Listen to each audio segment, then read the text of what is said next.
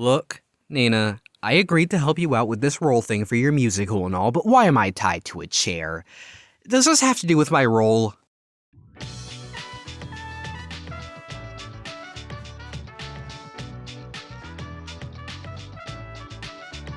I didn't skip. You skipped looking around the entire town for me because you assumed I was skipping. You barely know me. We met not even a day ago.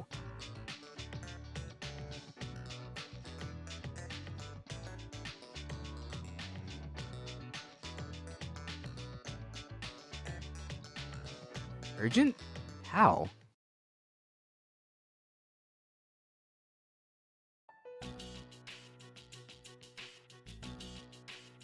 Really? I guess that's a bit of a surprise. Oh no, what a tragedy. I send my condolences to your next of kin. Okay, please chill with the threats. I was joking.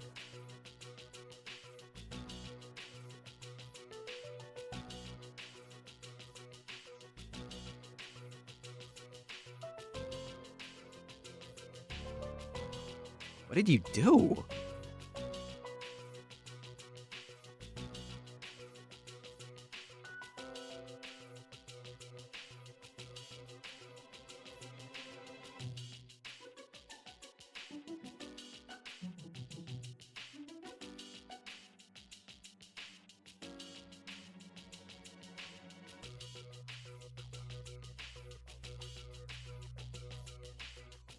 Long-winded, but it looks like I have my answer to why she was removed.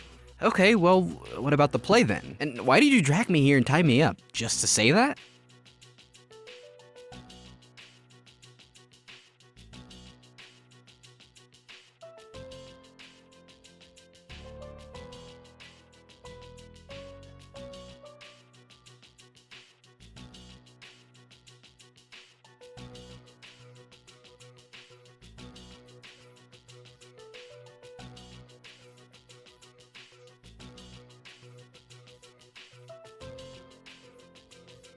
I seriously don't understand what you have against cats.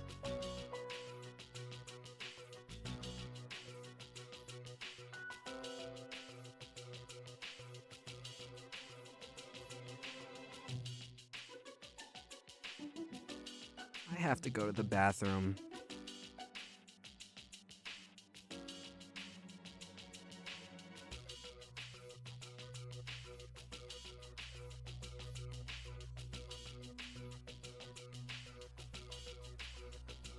Theater club run by amateurs?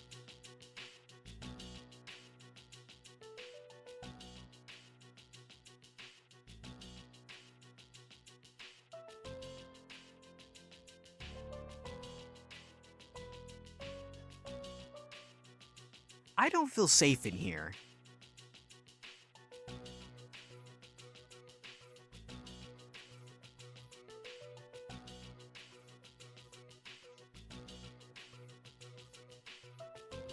What happens if my audition isn't good? What then, am I free to go? Why?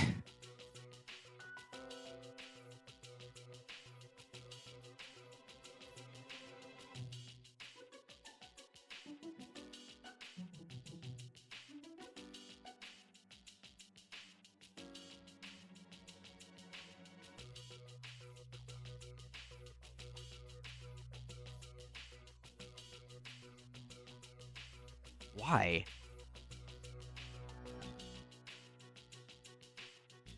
That sounds stupid, but I guess I'll indulge in this. I kind of have no choice if I don't want to get beat up anyways. Then again, Nina is going to be helpful in helping me and teach unlock the TV world, so I guess this will work out. Gotcha. Let's begin, I guess.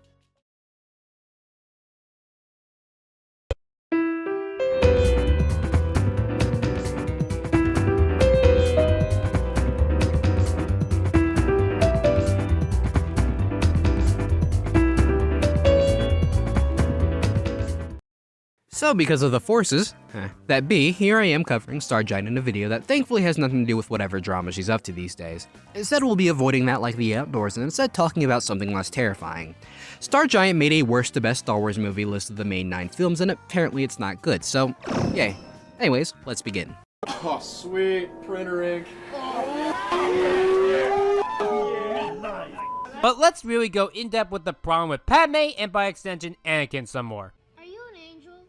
You see this age gap here? You have to remember that these two get married. And yet in the first movie Padme looks like she's twice the age as Anakin. Okay, first off, the audio from the movie and your audio for your vocals, they're much different in range. The movie clips are very quiet, while your audio for your voice is much louder. Look, it's really annoying, and you really need to start raising the audio of the movie to be like on the same level, because it's very distracting. Secondly, you have to remember, no romance or any actual relationship between the two doesn't kick in until Attack of the Clones, by which time both are full-grown adults with Anakin being 19 and Padme being 24. It's just that in The Phantom Menace, this is their first time interacting and they only do it a bit with little suggesting that they like each other, aside from Anakin referring to Padme as an angel, which isn't inherently romantic.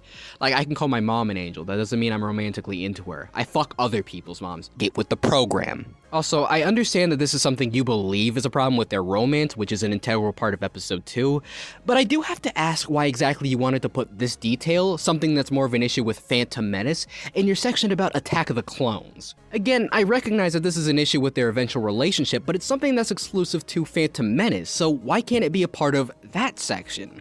It doesn't help that Star Giant spends quite a bit of time on this observation, taking up a lot of time for this section about episode 2, talking about a problem from episode 1. I just think that's really sloppy here and shows a lack of focus. She looks 20 and he looks 10. Wait, how old were they technically? Excuse me a minute. Oh, apparently Anakin was 9. Wow, I was only 1 year off. And Padme was... Wait, hold the phone. She's only 14 in the first movie? That does not even look close to a 14-year-old girl. And you'd think that she'd be able to look like one considering that Natalie Portman was 16 when they first started filming this movie. She was 18 by the time that this was complete. Sure, because 14-year-old girls who are decently tall simply do not exist apparently. Considering you yourself point out that her actress was 16 when they began shooting the film, and you'd think that she'd be able to look like one considering that Natalie Portman was 16 when they first started filming this movie. She was 18 by the time that this was complete. I feel like it stands to reason that she looks at least something like her age. Oh sweet, printer ink. But did we really need to have her keep her baby a secret? Or that how Anakin and her were having love behind the scenes? She's 21, and he's an adult too, so who really cares again? Well, the relationship having to be something they kept from everyone around them wasn't something to do with the older people thinking that young adults like them shouldn't be in a relationship or anything like that. It had to do with the Jedi Code of Honor, which disallowed Anakin from forming an attachment to Padme since having any sort of possession or attachment was said to lead to the dark side. Even if they are adults who should be able to do what they want, the rules were the rules for Anakin, so they had to keep quiet. And with their baby, think of it as an extension of that fact, because if people learn that Padme is having a baby, then everyone's gonna wonder who exactly the dad is and why they got freaky one night. I can do Luigi. This is how you do Luigi, okay? Oh, mama motherfucking bitch. But Kylo is not the only character that I have an issue with in this movie. Amilyn Holdo is the second biggest one. I want to say that she's sexist, but it's more on the lines of being a leader that doesn't know what she's doing. So maybe she's like Padme of the sequel trilogy? So her point is to take control from Leia when Leia falls ill. And basically degrades Poe when he actually saves the day. And she even convinces Leia to shoot Poe later on in the movie. Wait a minute, that is just Padme of the sequel trilogy. Honestly, I'm still trying to figure out how you even briefly considered her sexist. Was it how she treated Poe or how she was written? Whatever, better thing to point out here. Your description of the events is not exactly how it actually went down. See, Holdo did, I guess, degrade Poe, though you have to remember the context to understand why she wrote him off like that. And to tell you the truth, your description really proves that you honestly sure don't sound like you remember, because while Poe did destroy an entire dreadnought, it was at the cost of disobeying General Leia's orders to simply be a quick distraction to the dreadnought so all the resistance members could get away safely. And Poe's decision to disobey and attack the dreadnought cost him a high number of casualties among the bombers who went after the ship, bombers which they could have used. Also, I don't remember Holdo convincing Leia to go and take out Poe. In the movie, it seemed like that was a decision Leia made herself. Also, I don't exactly see why Holdo would try and convince Leia to do it, since Leia was literally recovering from getting blasted into the vacuum of space. I feel like Holdo would have just done it herself if she had the choice, given you later state how Poe is her favorite character later on. But there is one saving grace that this movie has, and that's Poe. Poe is actually my favorite Star Wars character ever. And I can't help but feel like your mismemory has something to do with your bias on your end, but that's just me speculating. But the thing that's most notable is the suicide shit. It's not as bad as the Very Odd Parents episode Farm Pit, where Timmy actually attempts suicide. From my research, he wasn't necessarily trying to attempt suicide. See, in that episode, his fairy godparents were swept up in a similar tornado earlier in the episode, and so Timmy assumes by that logic, he might end up finding them with that tornado. That or he'll fucking die, which he saw as a win too. Hey, maybe that tornado can take me wherever it took Cosmo Wanda. Oof! Or maybe I'll rip my flesh off my bones and put me out of my misery. So, win-win! Banzai! I don't know how you mismemorized this scene too. I mean, Poe's not even in it, but ah well. But it's still got its problems. First of all, I actually thought it was dramatic and tear-jerking the first time because I thought it was well done. But rewatching it again, it's a very manipulative thing to watch. I feel like that this whole entire scene was forced.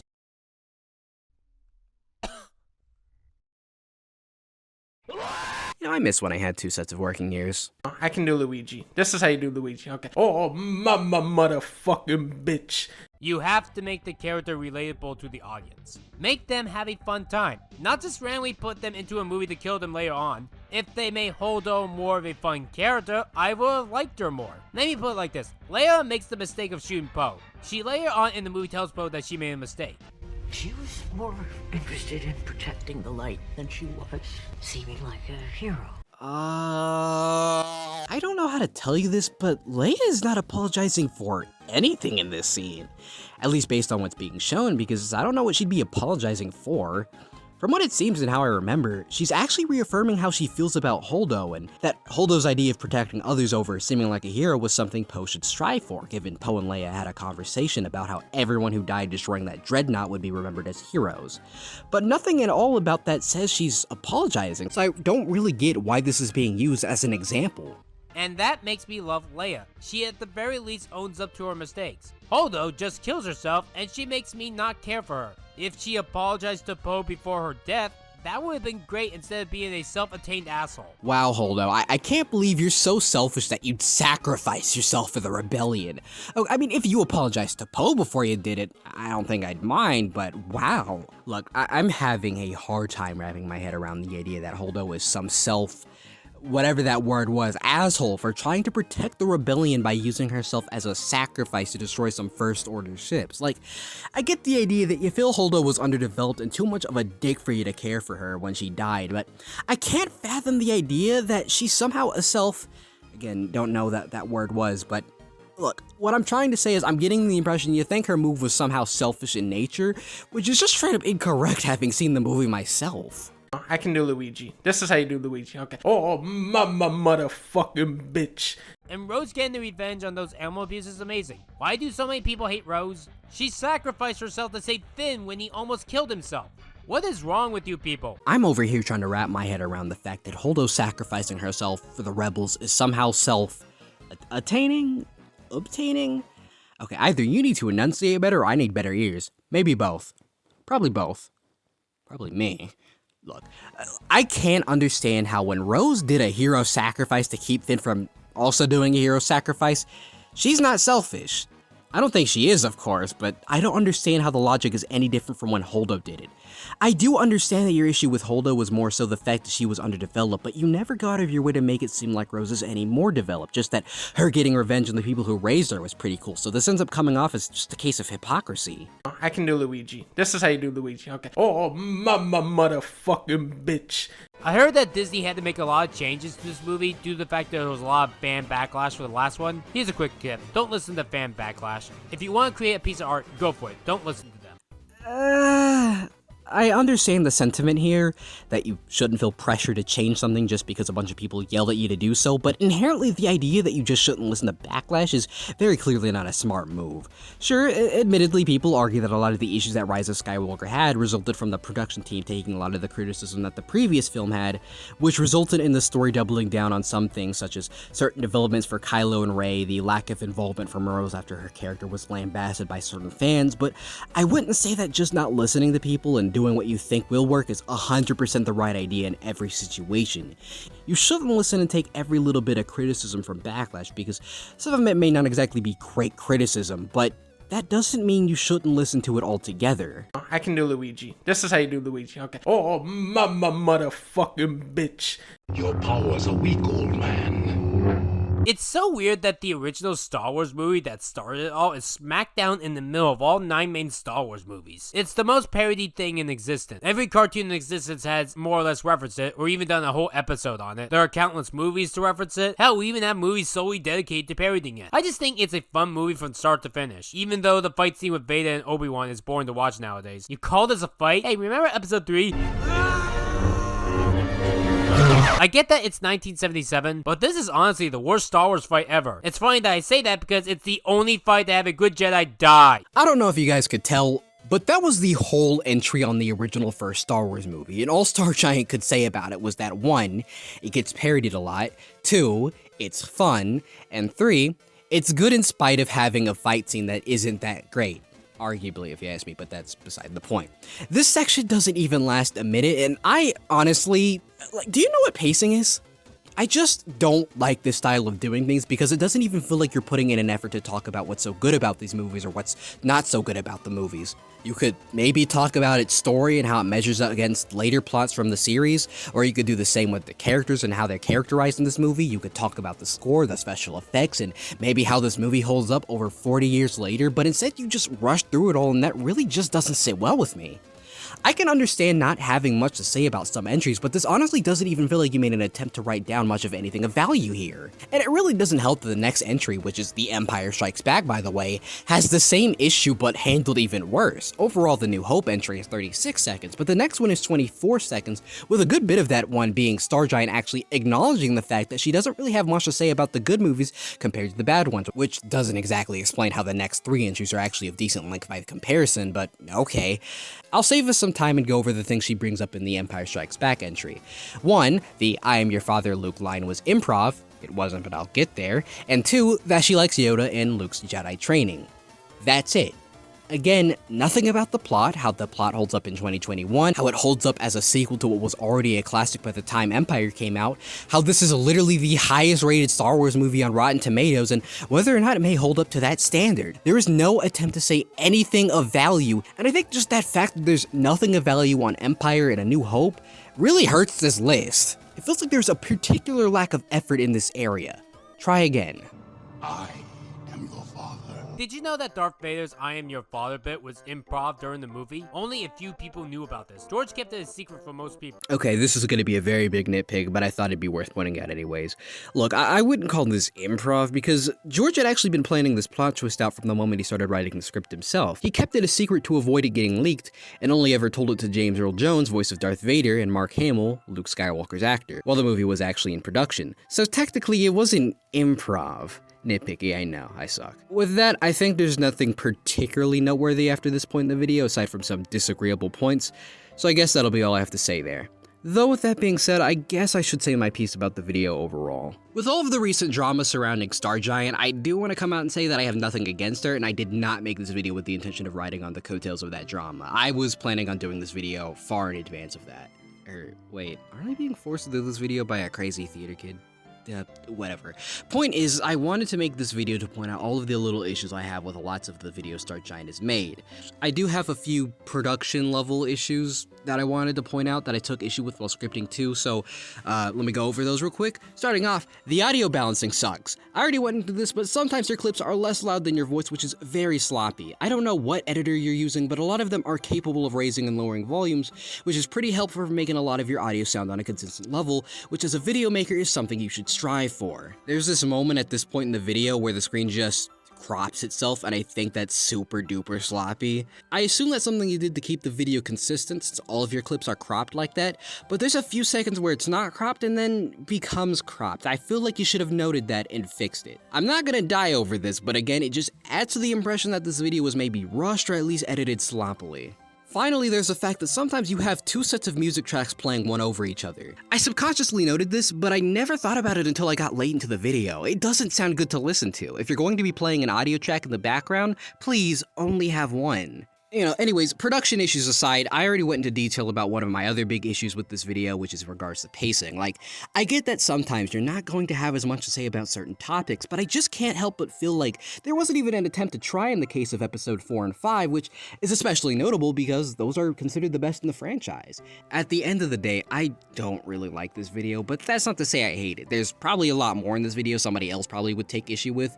I mean, there's some more questionable and subjective elements I didn't like, but otherwise I think it's that's all I've got to say. Cheers.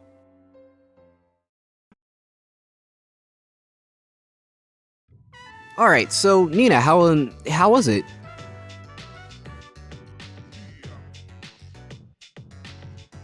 Would it hurt you to maybe be a little less mean?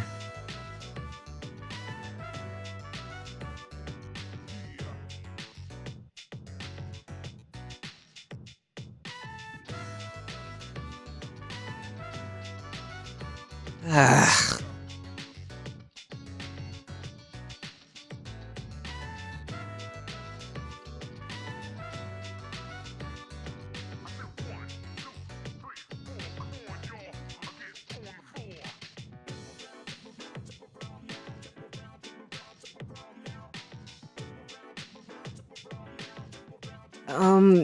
I'll keep that in mind then.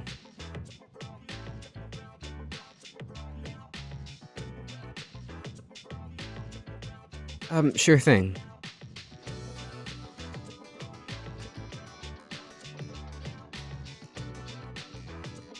I'm not that type of person.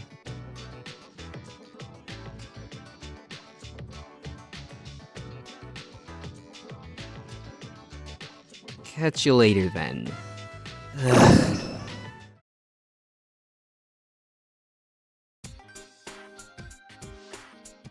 Surprise.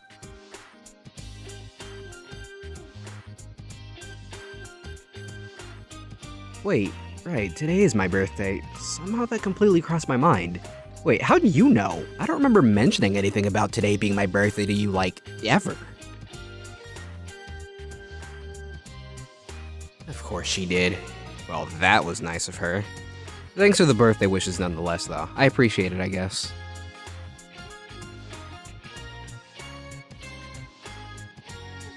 Oh, I don't really have any plans, actually. I was just gonna go straight home. Yeah, I'm just gonna go home and prepare for tomorrow. Is that a problem? Mm-hmm.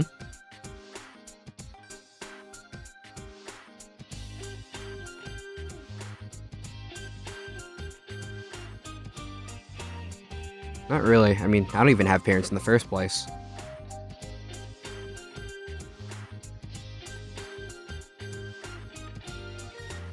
Nope, the only person I live with is my younger brother, but he recently disappeared without a trace, so I'll be celebrating my birthday alone. But that's to be expected, so it's not really that big of a deal personally.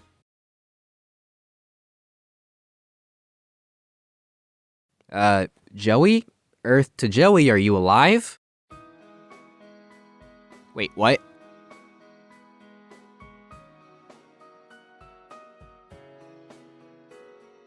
What do you mean stand for this? Stand for what? Hey, wait, Joey, let go of my arm, you're hurting me! Joey took me to the Junet's department store for my birthday. I really didn't want to go, but admittedly it wasn't too bad. Despite everything that's gone down, it took my mind off of all of that, and I'm kinda grateful for that.